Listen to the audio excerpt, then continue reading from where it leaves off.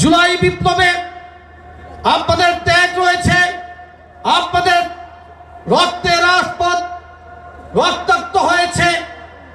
শুধু তাই নয়, ওই যাত্রাবাড়ি 24-এর লেলিন খাতে পরিণত হয়েছিল। আলিমুল আমাদের ভূমিকা সেখানে অগ্রগণ্য ছিল। আমি বক্তব্য দীর্ঘায়িত করব না।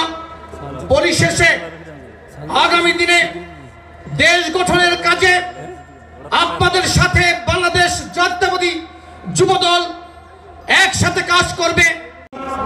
পঞ্চম জাতীয় যুব কনভেনশনে এ পর্যায়ে বক্তব্য রাখছেন জাতীয়তাবাদী যুবদলের সংগ্রামী কেন্দ্রীয় সাধারণ সম্পাদক যুবনেতা নুরুল ইসলাম নয়ন। জাতীয়তাবাদী যুবদলের কেন্দ্রীয় সাধারণ সম্পাদক যুবনেতা নুরুল ইসলাম নয়ন।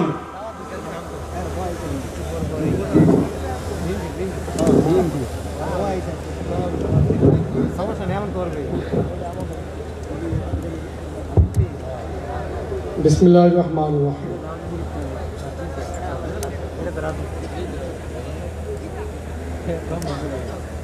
মোহাম্মদ বিন কাসেম, ইখতিয়ার উদ্দিন মোহাম্মদ, বখতিয়ার খলজি, সুলতান মাহমুদ, মোহাম্মদ গুরি, কুতুবউদ্দিন আইবেক, তিতুমির, হাজী শরীয়তুল্লাহদের পুণ্যভূমিতে আজকের এই ইসলামী যুব আন্দোলন বাংলাদেশের সমাবেশে সভাপতিত্ব করছেন ইসলামী যুব আন্দোলনের সংগ্রামী সভাপতি মাওলানা মোহাম্মদ নেসার উদ্দিন। প্রধান অতিথি হিসাবে উপস্থিত রয়েছেন ইসলামী আন্দোলনে বাংলাদেশের সম্মানিত আমির পীর সাহেব চরমনাই, মুফতি সৈয়দ মোহাম্মদ রেজাউল করিম সহ ইসলামী আন্দোলন বাংলাদেশের নেতৃবৃন্দ, ইসলামী যুব আন্দোলনের নেতৃবৃন্দ এবং আমার সামনে উপবিষ্ট প্রিয় সমাবেশ, সবাইকে বাংলাদেশ জাতীয়তাবাদী যুবদল কেন্দ্রীয় নির্বাহী কমিটির পক্ষ থেকে জানাচ্ছি সংগ্রামী শুভেচ্ছা এবং বিপ্লবী অভিনন্দন। বন্ধুরা আমার, প্রথমেই আমি স্মরণ করতে চাই শহীদ রাষ্ট্রপতি জিয়াউর রহমানকে, যিনি বাংলাদেশের সংবিধানে বিসমিল্লাহির রহমানির রহিম সংযোজন করেছেন। শুধু তাই নয়, 72-এর সংবিধানে ইসলামী রাজনীতির কোনো সুযোগ ছিল না, অর্থাৎ ধর্মীয় রাজনীতির কোনো সুযোগ তখন ছিল না। কিন্তু শহীদ রাষ্ট্রপতি জিয়াউর রহমান ধর্মীয় রাজনীতির সুযোগ করে দিয়েছিলেন। আমি শ্রদ্ধা নিবেদন করতে চাই আমাদের প্রিয় নেত্রী দেশনেত্রী বেগম খালেদা জিয়াকে, যিনি বরাবরই আলেম ওলামাদেরকে সম্মান করে আসছেন। শুধু তাই নয়, কওমি সনদকে তিনি স্বীকৃতি দিয়েছিলেন। আমি শ্রদ্ধা নিবেদন করতে চাই আমাদের প্রিয় নেতা বিএনপির ভারপ্রাপ্ত চেয়ারম্যান জনাব তারেক রহমানকে, যিনি হাজার মাইল দূরে থেকেও এদেশের মানুষের সাথে একাত্মতা প্রকাশ করেছেন। গত 16 বছর আন্দোলন সংগ্রামে নেতৃত্ব দিয়েছেন, যিনি আগামীতে বাংলাদেশের প্রতি ইঞ্চি ভূমি সার্বভৌমত্ব রক্ষা করার জন্য নিরন্তর প্রাণান্তকর দৃঢ় নীরব সংগ্রাম চালাবেন এবং বাংলাদেশে একটি বৈষম্যমুক্ত রাষ্ট্র প্রতিষ্ঠা করবেন বলে আমরা আশা করি।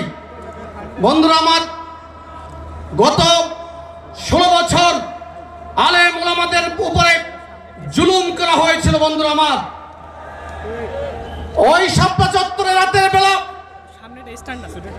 নিষ্পাপ আলেমদের উপরে হামলা করে তাদেরকে ওই জায়গা থেকে বিতাড়িত করেছিল। শুধু তাই নয়, আলেম ওলামাদেরকে জেলখানার অন্ধকার প্রকোষ্ঠে আটকে রাখা হয়েছিল। শুধু তাই নয়, অনেককে বিদেশ চলে যেতে বাধ্য করা হয়েছিল। আমি বলতে চাই, আজকের এই যে ইসলামী যুব আন্দোলনে যে সকল যুবকরা উপস্থিত হয়েছেন, তারা হলো বাংলাদেশের আগামী দিনের শক্তি। কারণ যে কোনো সভ্যতা যুব সমাজের শক্তি এবং সাহসের উপর নির্ভর করে বিকশিত হয়। বন্ধুরা আমার,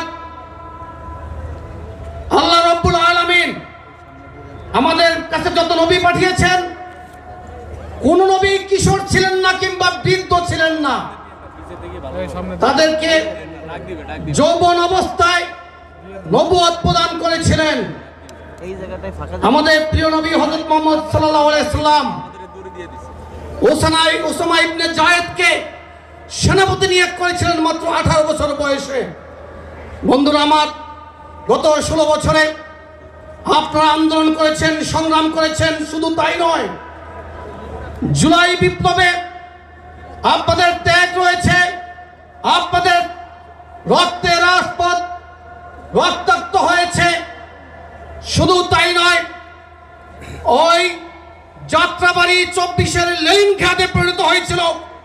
আলিম ওলামাদের ভূমিকা সেখানে অগ্রগণ্য ছিল।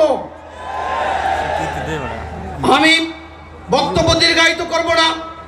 পরিশেষে আগামী দিনে দেশ গঠনের কাজে আপনাদের সাথে বাংলাদেশ জাতীয়তাবাদী যুবদল একসাথে কাজ করবে, এ আশাবাদ ব্যক্ত করে সর্বশেষ আমাদের প্রিয় নেত্রী দেশনেত্রী বেগম খালেদা জিয়ার জন্য আমরা আপনাদের কাছে দোয়া কামনা করছি, দোয়া চাচ্ছি আমাদের প্রিয় নেতা জনাব তারেক রহমানের জন্য, যাতে করে আগামী দিনে একটি বৈষম্য মুক্ত রাষ্ট্র গঠন করতে পারে। সবাইকে ধন্যবাদ। আসসালামু আলাইকুম।